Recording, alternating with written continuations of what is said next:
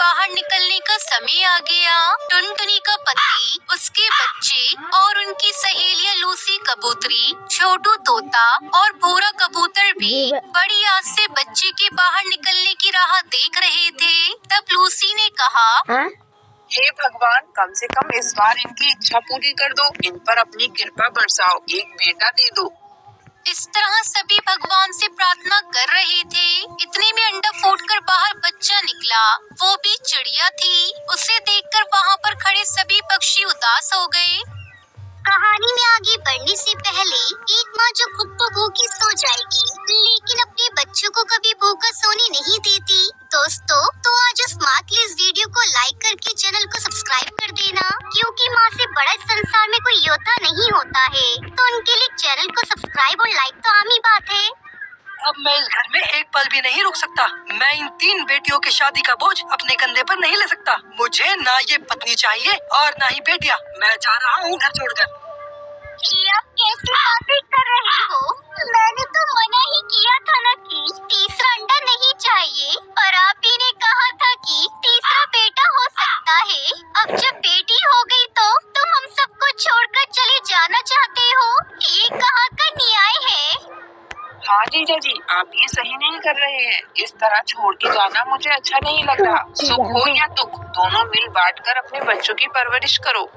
अगर तुम्हारी इतनी इच्छा है तो तुम खुद ही कर लो, ठीक है? ये कहकर बड़े गुस्से से कालू कौवा वहाँ से चला गया।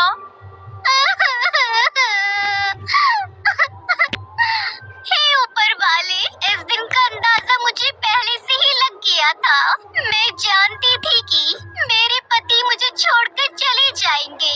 ऊपर वाले, मैंने तुमसे कितनी प्रार्थना की कि मेरी जिंदगी में ऐसा दिन मत लाना, पर तुमने मेरी एक न मानी। जो मैं नहीं चाहती थी वही हुआ। झूठा मत करो दोस्त, हम सब है ना तुम्हारे साथ। तुम्हारे पति जरूर अपना मन बदलकर वापस लौटेंगे। यूं सभी उसे दिलासा देते हैं। दिन बीत रहे थे। एक दिन